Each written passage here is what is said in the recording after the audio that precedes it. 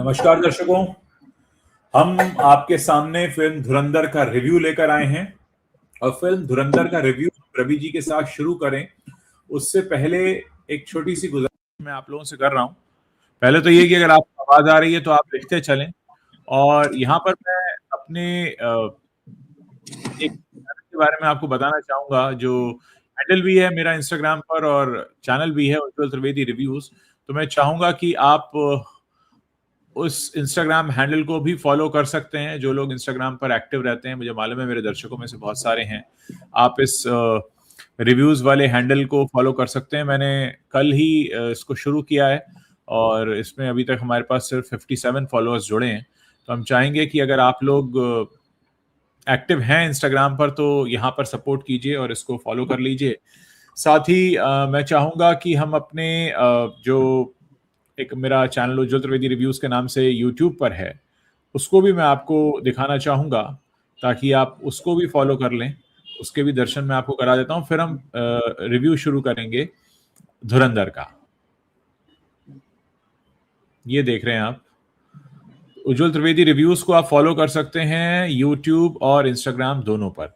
चलिए अब आते हैं आज के रिव्यू पर, बात करते हैं रवि जी से। रवि जी, आपने फिल्म देख ली, मैंने भी देख ली, मैंने अपना रिव्यू पोस्ट कर दिया। मैं चाहता हूं कि हम आपके रिव्यू से शुरू करें। आपने जब फिल्म देखी तो कैसा लगा आपको?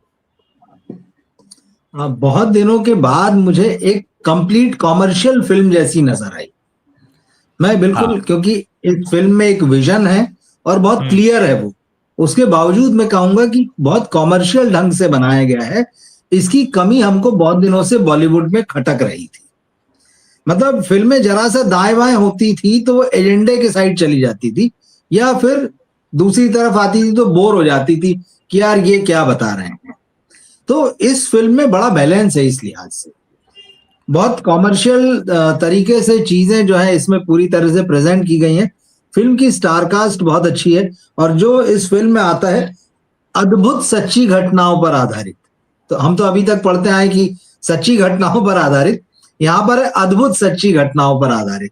तो वाकई इसमें कुछ चीजें अद्भुत जैसी लगती हैं। जिस तरह से कैरेक्टराइजेशन तमाम इस फिल्म में जो एक्टर आए हैं, जो किरदार लिखे गए हैं उनके, वो बहुत अच्छे से लिखे गए। इस चीज में इस फिल्म में एक और बात मुझे जो लगी, जो मैं बहुत दिनों से बार बार कहता भी रहा हूं और उसको फॉलो किए जाने की जरूरत है। हमारे यहाँ होता ही है, बॉलीवुड में राइटिंग इतनी कमजोर हो गई है कि वो 6-8 लोग 10 लोग मिलके खिचड़ी बना डालते हैं राइटिंग के नाम पे, तो वो फिल्में एकदम कूड़ा कचरा हो जाती हैं।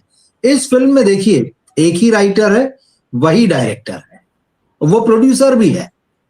हाँ। यही होना चाहिए। एक व्यक्ति का विजन बहुत क्लियर कट, भाई या तो वो फेल होगा या पास होगा। ये फिल्म कुछ लोगों को बहुत अच्छी लग सकती है, कुछ लोगों को पसंद नहीं भी आ सकती, लेकिन यहाँ कम से कम खिचड़ी नहीं बनी है कि एक आदमी एक लिख रहा है, दूसरा आदमी दूसरा लिख रहा है, किसी ने एक्स्ट्रा उसमें नया स्क्रीन प्ले जोड़ दिया है, किसी ने किसी का कैरेक्टर लिख दिया है, किसी ने कोई डायलॉग लिख दिया। नहीं, कहानी मेरे हिसाब से हमेशा जो है वो एक व्यक्ति का विजन होती है, और अगर उसको डायरेक्टर का साथ मिल जाता है किसी, तो भी चलिए अच्छी बात है। अदरवाइज वही व्यक्ति जो लिख रहा है उस कहानी को डायरेक्ट करे, बड़ा क्लियर रहता है। और साउथ में हम लगातार यही देखते हैं, साउथ में ये खिचड़ी नहीं बनती है कि 10 लोग मिलके लिख रहे हैं फिर एक आदमी डायरेक्ट कर रहा है। वहां हम देख रहे हैं सारी अच्छी फिल्में, वहां भी जो आती है वो एक ही व्यक्ति का विजन होता है। तो इस चीज के लिए तो मैं आदित्य धर को बहुत बधाई दूंगा कि उनका जो भी विजन है उन्होंने बहुत खूबसूरती से लिखा, एग्जीक्यूट किया, पर्दे पर उतारा। उनकी बात बहुत स्पष्ट समझ में आती है, आप उससे सहमत हो सकते हैं, आप उससे असहमत हो सकते हैं। और यहाँ फिर प्लस पॉइंट वही है कि उन्होंने बहुत ही कॉमर्शियल ढंग से उतारा है, कोई लफाजी नहीं की। हालांकि ये बात सही है कि बीच का कुछ हिस्सा जो है ऐसा लगता है कि वो आपको डॉक्यूमेंटेड चीजें जो हैं उनको पर्दे पर उतार रहे हैं, लेकिन वो डॉक्यूमेंट्री की तरह नहीं उतार रहे हैं। वहां पूरा सिनेमाई टच है, वहां पूरा फिल्मी अंदाज है। तो इसमें कुछ क्या मतलब मुझे काफी कुछ जो इसमें प्लस पॉइंट दिखे, और इस फिल्म को बॉलीवुड के लोगों को देखना चाहिए। और इसको जो बोलते हैं ना कार्यशैली या कार्य पद्धति जिसे कहते हैं, इस चीज को फॉलो किए जाने की जरूरत है। ये खिचड़ी बनाने की, चुनचू का मुरब्बा बनाने की, 6 घटिया लोगों को लेकर सबसे अलग अलग सीन लिखवा के, तेरे को क्या सीन समझ में आया, तेरे को क्या सीन समझ में आया, और मिला के जो है वो भानुमति का कुंबा जोड़ा वाला जो मामला होता है, वैसा ना करें। एक राइटर ने, या तो वो फेल होगा या आपको बहुत अच्छी चीज देगा। तो मुझे इस फिल्म में कई प्लस पॉइंट दिखे, हम आगे भी डिस्कस करेंगे, पर जो चीज मुझे सबसे अच्छी लगी वो मैंने आपको सबसे पहले बता दी। देखिए, फिल्म जब हम देखना शुरू करते हैं तो ये फिल्म हमें दूसरी किसी देशभक्ति वाली फिल्म जैसी लगती है। जैसे भारत में अगर आप देशभक्ति की फिल्म देख रहे हैं तो उसमें एंटी चाइना डायलॉग्स होंगे, पाकिस्तान को गाली देने वाले डायलॉग्स होंगे, वो सब कुछ है। लेकिन जो इसका एक जज्बा है जो हमें आकर्षित करता है, जो अलग है, कि रणवीर सिंह की जो परफॉर्मेंस है, जो हर कैरेक्टर अपनी तरह से उस रोल में ढल गया। खासकर अक्षय खन्ना की मैं तारीफ करूंगा कि उनकी स्माइल जो है, बड़ी कातिलाना मुस्कान है उनकी बहुत कातिलाना मुस्कान है उनकी। फिर चाहे संजय दत्त हो जो बहुत थोड़ी देर के लिए आते हैं पर अपना असर छोड़ के जाते हैं। अक्षय खन्ना लगातार फिल्म को ग्रिप में अपने रखे हुए, अपने अपने कैरेक्टर के अंदर है वो, और कहीं पर भी ये नहीं लग रहा कि वो अक्षय खन्ना है। ये सबसे बड़ी खूबसूरती है कि रणवीर सिंह नहीं लगते हैं, अक्षय खन्ना नहीं लगते हैं, संजय दत्त नहीं लगते हैं। मुझे लगता है कि एक सबसे पहली और बड़ी जीत यही है इस फिल्म की। देखिए, आप में से वो जो दर्शक जिन्होंने बहुत सारी देशभक्ति की फिल्में देखी हैं, वो कहेंगे कि यार इस तरह की जो फिल्में होती हैं जो हमारे छिपे हुए हीरोज पर होती हैं, जो इस तरीके से अंडरकवर एजेंट्स पर होती हैं, लगभग इसी तरीके का डायलॉग्स होते हैं, लगभग इसी तरीके का एक प्लॉट भी होता है। लेकिन कुछ चीजें हैं जो इसे बहुत खास बना रही हैं। एक तो जब शुरुआत में आपको रियल इंसिडेंट्स दिखाए और बताए जाते हैं। फिल्म में एक हिस्सा वो भी है जहां पर आप असल सीन्स देखेंगे जो हमारे टीवी न्यूज चैनल से लिए गए हैं, जो बातचीत का एक टेप बीच में चलता है। तो ऐसी तमाम चीजें, एक तो मैं ये कहूंगा कि पूरी की पूरी वेब सीरीज स्टाइल में बनाई गई है, वेब सीरीज स्टाइल में बनाई गई है। बीच बीच में वो आपको कहीं ना कहीं डॉक्यू ड्रामा का भी फील देती है, लेकिन वो ओवरऑल एक अच्छा ऐसा पैकेज है जो आपको बांध कर रखता है। आप खुद सोचिए कि इंटरवल जब होता है तो लगभग 2 घंटे हो चुके होते हैं। 2 घंटे के बाद इंटरवल होता है। मैं आज 1 बजे दाखिल हुआ था सिनेमा घर में। तकरीबन शायद 1:25 के आसपास पिक्चर शुरू हुई होगी, क्योंकि उससे पहले तो काफी एड्स वगैरह आते हैं। और जब इंटरवल हुआ तब 3:30 बजा रही थी मेरी घड़ी। तो मैं बड़ा हैरत में था कि 1:25 पे फिल्म शुरू हुई, 3:30 पे अभी इंटरवल ही हुआ है अभी। लेकिन ऐसा नहीं था कि वो बोझिल लग रहा था, मैंने उसको काफी इंजॉय किया। हालांकि मेरे जिस हॉल में मैं देख रहा था करीब 40% सीट्स भरी हुई थी। खासकर पीछे की तो सीट सारी भरी हुई थी, आगे की नहीं भरी हुई थी। मैं भी पीछे से शायद 6ठी-7वीं रो में था। तो 40% हम कह सकते हैं भरा हुआ था सिनेमा। और जितने लोग भी जब फिल्म देखकर निकले हैं तो सब तारीफ कर रहे थे, सब पता नहीं यार मजा आ गया। और अब जब ये है कि इसका नेक्स्ट पार्ट आएगा 19 मार्च 2026 को, तब लोगों को और इंतजार रहेगा और क्या कहानी खुलेगी। लेकिन एक चीज मैं यहाँ पर अपने दर्शकों को बताना चाहूंगा कि विद इन इंडस्ट्री जो हमारे कई सारे व्हाट्सएप ग्रुप्स हैं जहाँ पे बॉलीवुड जर्नलिस्ट हैं, कुछ ट्रेड एनालिस्ट भी हैं, वो ज्यादातर दबी जबान में ये कह रहे हैं कि यार बहुत बकवास पिक्चर है और सेकंड पार्ट तो कोई नहीं देखेगा। मुझे नहीं पता कि ऐसा क्यों हो रहा है। हम एक और जनाब जो है, जो बहुत पॉपुलर हैं, जिनका 3 अल्फाबेट का नाम है, जिनका नाम मैं लेना पसंद नहीं करता क्योंकि वो गालियां काफी देते हैं, उन्होंने भी अनाप शनाप काफी कुछ लिखा हुआ है। लेकिन मैं ये कहना चाहूंगा कि ठीक है, ये बहुत बेहतरीन सिनेमा अगर नहीं भी है तो कम से कम आदित्य धर ने बिकने वाला माल बनाया है। अगर मैं शुद्ध व्यापारी भाषा में बात करूं तो ये वो माल है जो बिकेगा। पब्लिक इसको देखेगी, खरीदेगी और इसको पसंद भी करेगी और रिकमेंड भी करेगी। ऐसी फिल्म बनाई है। आर माधवन बड़े कमाल लगे, उनका जो पूरा लुक दिया है। अच्छा, एक और चीज है, जब आप घटनाओं को फिर से रिविजिट करते हैं, चाहे हमारे देश की संसद पर हुआ अटैक हो, चाहे वो कांधार वाला हाईजैक रहा हो, या फिर 26/11 हो, तो आप कहीं ना कहीं चीजों से कनेक्ट होते चले जाते हैं, क्योंकि ये वो घटनाएं हैं जो आपने अपने इसी जीवन में जी हैं। मतलब ऐसा नहीं हमारे कोई फोर फादर्स हमें बता कर गए थे कि सन 84 में ये हुआ था। ये सब कुछ 99 और मतलब 99 से समझ लीजिए अभी तक का सारा खेल है। 2010-12 तक का उसमें दिखाते हैं, मेरे ख्याल से उसके आगे काफी और चीजें आएंगी। तो ये वो चीजें हैं जो हमारे सामने घटी हैं। संसद का हमला हमने देखा है, 26/11 हमने देखा है, कांधार हमने देखा है। तो ये बहुत ज्यादा कनेक्ट होता है। दूसरा क्या है, कई ऐसे क्षण आते हैं जब आप एक भारतीय होने के नाते खुद को रणवीर सिंह के साथ खड़ा हुआ पाते हैं, कि आपके सामने अजमल कसाब को जब वो दे रहा है गन, या फिर जब 26/11 के बारे में पाकिस्तान में किस तरीके से वो लोग जश्न मना रहे हैं, जो हमारे यहाँ इतनी बड़ी घटना हुई थी, तो उस वक्त जो रणवीर सिंह वहां पर खड़े हैं, तो ऐसा लगता है कि शायद हम उनके साथ खड़े हैं। और किस तरह से जासूस का दिल क्या होता है कि वो रो भी नहीं सकता, चीख भी नहीं सकता, चिल्ला भी नहीं सकता, और सब चीजें अपने उसी तरीके से दबानी होती हैं। तो मुझे लगता है कि बहुत बेहतरीन फिल्मांकन इसका किया गया है। हमें इसको पूरे मार्क्स इसलिए भी देने होंगे कि 3 घंटा 30 मिनट की ये फिल्म है, लेकिन आपको बांध के रखती है। हम दोनों ने फिल्म देखी और हम दोनों की बातें आप सुन रहे हैं, जिससे आपको अंदाजा हो रहा होगा कि 3 घंटे 30 मिनट देने के बाद भी हमारे मन में ऐसा कुछ नहीं है कि यार हमने क्यों देखी या नहीं देखनी चाहिए थी। हालांकि एक और चीज मैं कहना चाहूंगा कि एनिमल से बहुत कंपैरिजन इसका हो रहा था। ये फिल्म एनिमल से आप कंपेयर मत कीजिए। ठीक है, एनिमल में भी वायलेंस था, इसमें भी वायलेंस है, लेकिन इसका वायलेंस अलग है। इसमें गालियां काफी हैं जिनको को कई जगह पे म्यूट किया गया, लेकिन आधे तो रखे गए हैं। तो वो आप बच्चों के साथ नहीं जा सकते, फैमिली के साथ नहीं जा सकते, आप सिर्फ एडल्ट्स ही इस फिल्म को देख सकते हैं, क्योंकि वायलेंस भी बहुत ज्यादा है, गालियां भी बहुत ज्यादा है। लेकिन एक जो शुरू में लग रहा था ना ट्रेलर देख के कि यार ये तो एनिमल एनिमल बना दिए क्या, बिल्कुल एनिमल नहीं है। इसका वायलेंस अलग है, एनिमल का अलग था। एनिमल एक बाप बेटे के रिश्ते की कहानी थी, यहाँ तो पूरा देश के लिए जज्बा है। तो अब रवि जी, और क्या पहलू है जो आपको इसमें लगा कि और बेहतर हो सकता था, या आपको अगर कोई कमी लगी उस फिल्म में, वो बताइए। नहीं देखिए, कमी जैसा मुझे ऐसा नहीं लगा। शुरू में फिल्म एस्टेब्लिश होने में थोड़ा सा समय लेती है, क्योंकि बहुत सारे कैरेक्टर्स हैं, बहुत सारे, मतलब मुझे लगता है लगभग 1 दर्जन ऐसे कैरेक्टर होंगे जिनके नाम बाकायदा उनके इंट्रोडक्शन के साथ जो है पर्दे पर आपको हाईलाइट होते हुए नजर आते हैं। इंपॉर्टेंट प्लेसेस हैं लगभग आधा दर्जन जो हाईलाइट होती है और जिनको आपको पढ़ना पड़ता है, समझना पड़ता है। जैसे मैंने कहा कि इसमें डॉक्यूमेंटेशन भी है, आप इसको सिर्फ कहानी की तरह नहीं देख सकते हैं, एक डॉक्यूमेंटेशन भी है। अब ये अलग बात है, मतलब ये बहस का मुद्दा है कि ये किसी के जीवन की घटनाओं पर आधारित है। हालांकि ये तो खुद कह रहे हैं कि अद्भुत सत्य घटनाओं पर आधारित है, तो वो अद्भुत सत्य घटनाएं किसके जीवन की है? दरअसल हम इस फिल्म को एक खुफिया एजेंट जो है, जो हमारा स्पाई एजेंट है, उसकी नजरों से देख रहे हैं। जो चीज आपने कही ना कि हम उसकी मजबूरी को भी देखते हैं कि वो काम तो उनके साथ मिलकर कर रहा है, लेकिन जब वो लोग इंडिया पर अटैक करते हैं, जब यहाँ पर हिंदुस्तानियों का खून बहता है, वो वहां कितना एक मतलब खुद को उसके दिल में क्या चल रहा होता है वो रणवीर सिंह के चेहरे पर नजर आता है। वो कुछ भी नहीं कर सकता, वो अंदर अंदर कसमसाता रहता है कि मैं क्या करूं। तो उसका अंदर का गुस्सा, उसके अंदर की तकलीफ जो है वो हमें नजर आती है और हम उससे कनेक्ट करते हैं, क्योंकि वो दुश्मन देश में लाखों दुश्मनों के बीच अकेला व्यक्ति है।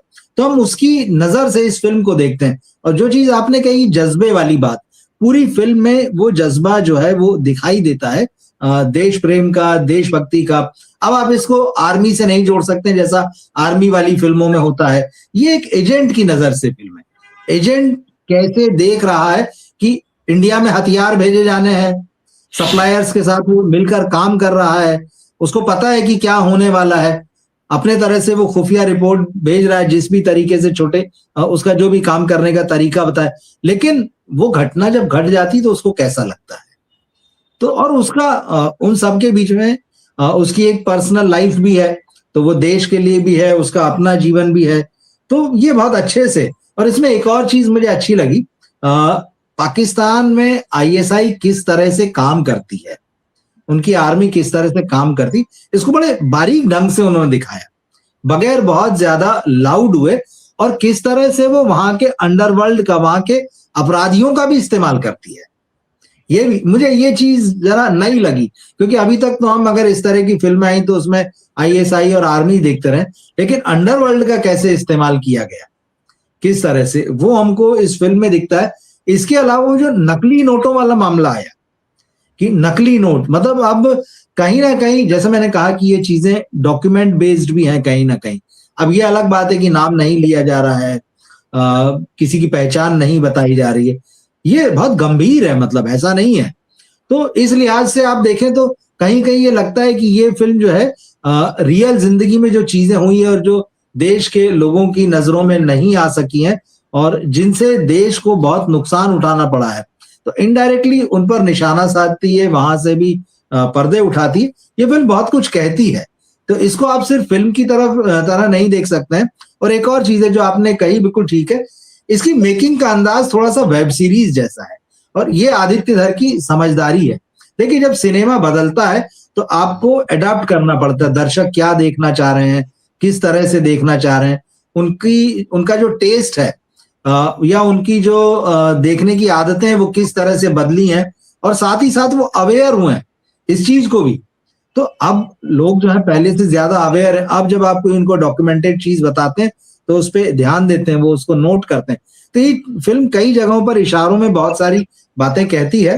तो कमी का जहां तक मामला मुझे वही कि थोड़ा सा स्लो पेस शुरू में लगती, लेकिन जैसे ही एक बार सारे कैरेक्टर इंट्रोड्यूस हो जाते हैं फिल्म पेस पकड़ लेती है। और फिर वही बात है कि 2 घंटे में जब इंटरवल होता है तो आपको पता ही नहीं लगता कि अरे 2 घंटे बीत गए हैं। और इवन फिल्म खत्म होने के बाद में ये एहसास नहीं होता कि आपने 3.5 घंटे की फिल्म देख ली है। फिल्म का एक अच्छा पक्ष इसका म्यूजिक भी है, इसका म्यूजिक भी अच्छा लगा। मतलब जो आज के समय में हमको देख, हालांकि कुछ पुराने गाने जो है रेट्रो वाला म्यूजिक उसको यूज किया गया है, नए तरीके से भी कुछ ऐसा है वैसा भी ले लिया गया, बट अच्छा इस्तेमाल किया। म्यूजिक जो फिल्म में आता है तो कहीं इंटरप्ट नहीं करता स्टोरी को, वो स्टोरी को बढ़ाता है साथ साथ। ये चीज भी काफी दिनों के बाद देखने मिल रही है कि म्यूजिक जो है कहानी के साथ एक फ्लो में चल रहा है और कहानी को सपोर्ट कर रहा है। तो इस फिल्म में कई सारी अच्छी चीजें हैं जो मुझे नजर आई, और सबसे ज्यादा अगर मुझे किसी के लिए खुशी हुई तो रणवीर सिंह के लिए। उनकी जो एनर्जी है जो रियल लाइफ में भी हम देखते हैं वो इस फिल्म में दिखाई दी है। उनको दरअसल ना इसी तरह के रोल करना चाहिए। उन्होंने जो YRF के लिए वो गुजराती वाली जो एक फिल्म की थी उस तरह की फिल्में नहीं करना चाहिए उनको। 83 जैसी फिल्म नहीं करना चाहिए उनको, सर्कस जैसी फिल्म नहीं करना चाहिए।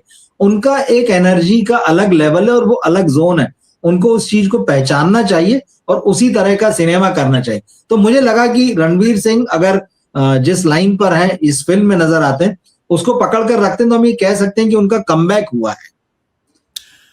हम इस फिल्म के म्यूजिक पर बात करेंगे, हम बात करेंगे आर माधवन की एक्टिंग के बारे में, अर्जुन रामपाल की एक्टिंग के बारे में। लेकिन उससे पहले जो हमारे दर्शक यहाँ पर जुड़े हैं मैं उनके साथ शेयर करना चाहता हूँ मेरा इंस्टाग्राम हैंडल। आप लोग इंस्टाग्राम पर भी एक्टिव रहते हैं तो मैं चाहूंगा कि आप इस इंस्टाग्राम हैंडल को भी फॉलो करें। उज्जवल त्रिवेदी रिव्यूज के नाम से आप देख पा रहे हैं ये आपके स्क्रीन पर।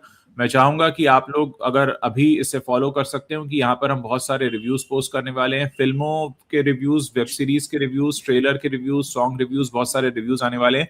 लेकिन उसमें आपके सपोर्ट की हमें जरूरत होगी। हम अपने टॉपिक पर वापस लौटते हैं और बात करते हैं इस फिल्म के म्यूजिक की।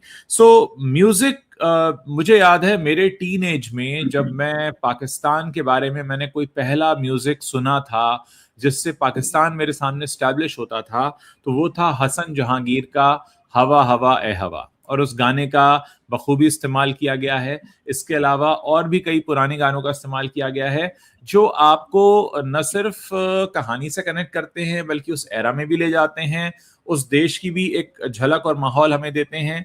कव्वाली भी है, वो भी एक कव्वाली जिस तरीके से जो कारवां सॉन्ग है जहां पे की एंट्री हो रही है रणवीर सिंह की, वो बिल्कुल ऐसा लग रहा है कि वो युद्ध का बिगुल बजाते हुए घुस रहे हैं पाकिस्तान के अंदर। तो उस तरीके का पूरा फील दिया। हमारे बहुत सारे दर्शक ये पूछ रहे हैं कि आर माधवन की एक्टिंग कैसी है अर्जुन रामपाल की। मैं कह रहा हूं आर माधवन हो, अर्जुन रामपाल हो, संजय दत्त हो, अक्षय खन्ना हो, रणवीर सिंह हो, चाहे राकेश बेदी हो, चाहे गौरव गेरा हो। गौरव गेरा ने बहुत कमाल काम किया है, जो चुटकी शॉपकीपर वाली सीरीज से पॉपुलर हुए थे और जिससे पहले जस्सी जैसी कोई नहीं में आए दिखाई दिए थे। तो इस फिल्म में ऐसा कोई एक्टर है ही नहीं जिसने अच्छा परफॉर्म ना किया हो। न सिर्फ अच्छा परफॉर्म किया है बल्कि वो कैरेक्टर वही लग रहे हैं। मतलब जो राकेश बेदी भी बहुत हैरान करके गए हैं, हालांकि राकेश बेदी बहुत अच्छे एक्टर हैं, मैंने उनको थिएटर में भी काम करते देखा है, लेकिन जिस तरह का रोल उन्होंने किया और इतनी टेंस और डार्क फिल्म में वो ह्यूमर लेकर आ जाते हैं, वो जब आते हैं तो आपको हंसी आती है। तो कुल मिलाकर बहुत ज्यादा आपको मतलब हैरान करेगा कि कैसे आदित्य धर ने सभी एक्टर्स से काम निकलवाया। और ये वही एक्टर्स हैं जो और भी सिनेमा करते रहे लेकिन वो वहां पर उतना अच्छा काम नहीं कर पाए। डायरेक्टर हमेशा कैप्टन ऑफ द शिप कहलाता है, तो ये उसकी जिम्मेदारी होती है कि किस कैरेक्टर से, किस एक्टर्स से कैसा काम निकलवाना है, और उसमें बखूबी कामयाब हुए आदित्य धर। मुझे लगता है कि आदित्य धर की करियर में ये फिल्म मील का पत्थर साबित होगी। जैसे उरी में उनके काम को पसंद किया गया था, ये उसका एक नेक्स्ट लेवल वो लेकर गए हैं। और अब हम कह सकते हैं कि उन्होंने इस जॉनरा में तो महारत हासिल कर ही ली है कि जब वो देशभक्ति वाली फिल्म लेकर आते हैं इस जज्बे से परिपूर्ण, तो वो एक अलग ही कलर वहां पे दिखाई देता है। हम ये भी बात करना चाहेंगे कि इसमें सारा अर्जुन को लेकर तमाम बातें हो रही थी कि अपने से कम उम्र की लड़की से रोमांस करेंगे रणवीर। देखिए, फिल्म की कहानी ही ऐसी है कि वहां उतनी ही छोटी उम्र की लड़की चाहिए थी और कहीं पर भी कुछ भी ऑकवर्ड नहीं लगता है। तो बहुत सारी बातें जो फिल्म के ट्रेलर रिलीज के दौरान कही गई, जैसे कि उसका एनिमल फिल्म से कंपैरिजन हो या फिर ये कहना हो कि रणवीर सिंह और सारा अर्जुन इतना एज गैप है, वो एज गैप वहां पे चाहिए था, वो रोल ही ऐसा है, वो एज गैप वाला ही रोल है। वहां पे रणवीर सिंह के बराबर की लड़की अगर वहां पर होती तो वो कहानी वैसी नहीं है। अगर आप फिल्म देखेंगे तो आपको समझ में आएगा।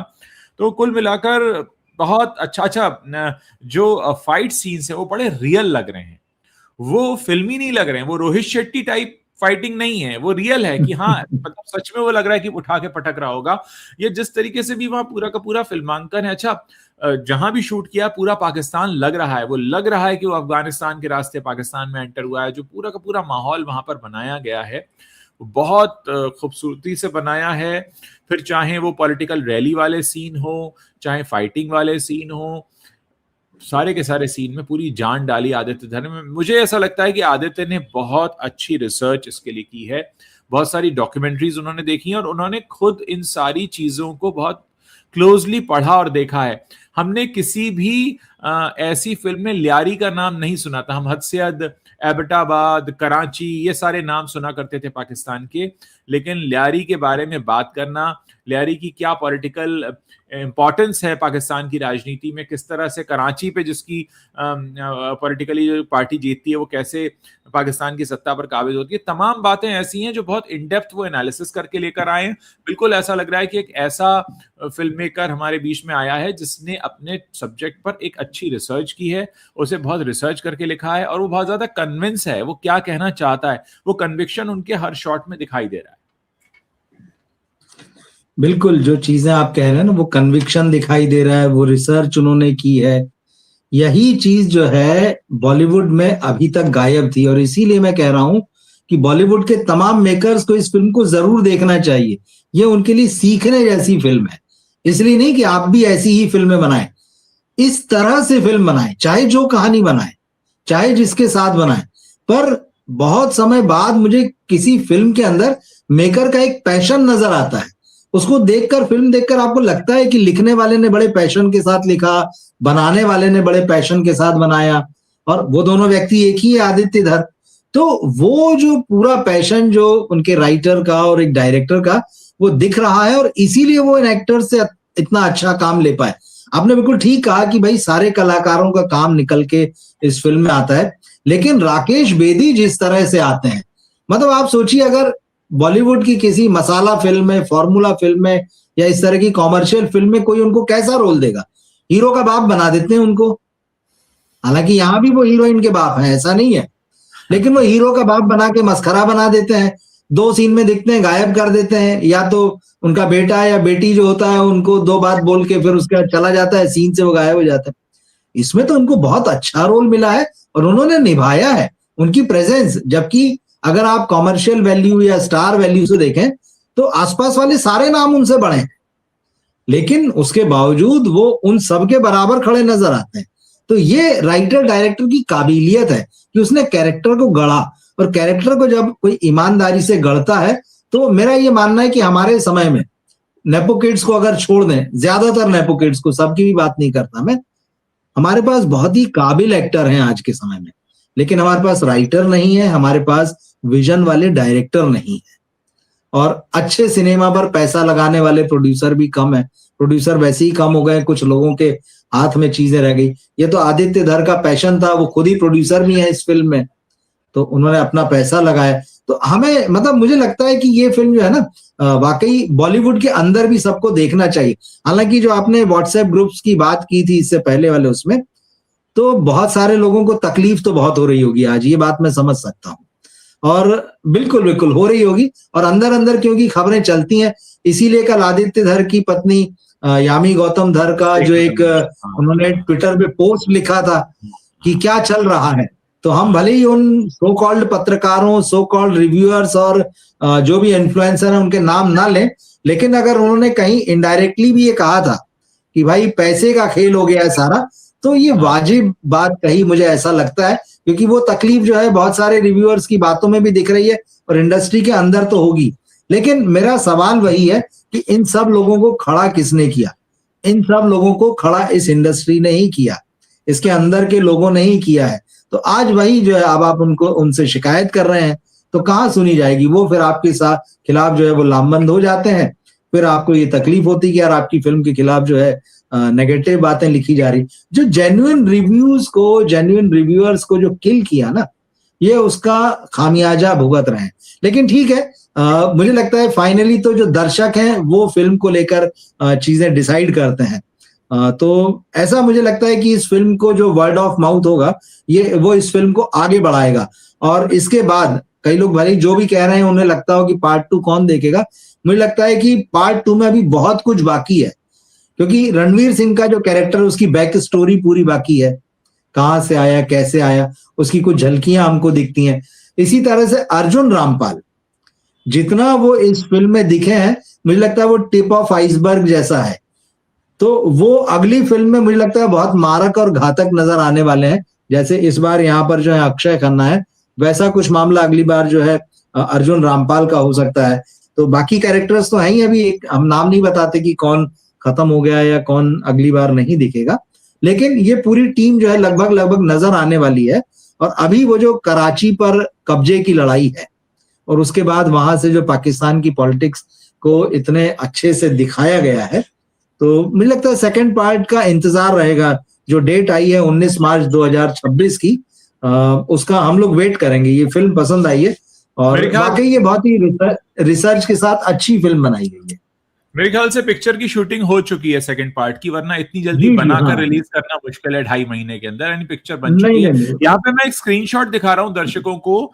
ये बड़ा स्मार्टली प्लान किया गया मूव था। अच्छी बात है, आदित्य ने और यामी ने प्लान करके ये किया कि फिल्म की रिलीज से एक दिन पहले उन्होंने वो पोस्ट किया ट्विटर पर, जिसमें वो इस बारे में बात करें कि पैसे देकर फिल्म मार्केटिंग कराने के विरोध में यामी गौतम आई हैं, और उन्होंने बाकायदा अपने ट्विटर पे इसको लिखा था। यानी कहीं ना कहीं उन्हें अंदाजा था कि लोग अगर नेगेटिव लिखेंगे तो बिल्कुल राइट टाइम होगा, ऐसे समय में वो इस तरह का आर्टिकल अपने सोशल मीडिया पोस्ट पर लगाती हैं, जिसमें साफ तौर पर वो लिखती हैं। ये आप देख पा रहे हैं जो यामी ने पोस्ट किया था, ये कल यामी ने पोस्ट किया। ये बहुत अच्छा मूव मैं कहूंगा, क्योंकि होता क्या है कि बात अच्छी कहें आप, लेकिन सही मौके पे कहना भी बहुत जरूरी होता है। यामी ने अपनी पिक्चर, अभी उन्हीं की पिक्चर कहलाएगी, उनके पति की फिल्म है, उसके रिलीज से एक दिन पहले उन्होंने लिखा कि इंडस्ट्री में इस चलन को आप रोकिए, इसको बढ़ावा मत दीजिए। जहां पर अगर आपके अपने बारे में कुछ अच्छा कहलवाना है तो आपको पैसा खिलाना होता है, नहीं तो ज्यादातर लोग आपके बारे में नेगेटिव बोलते हैं।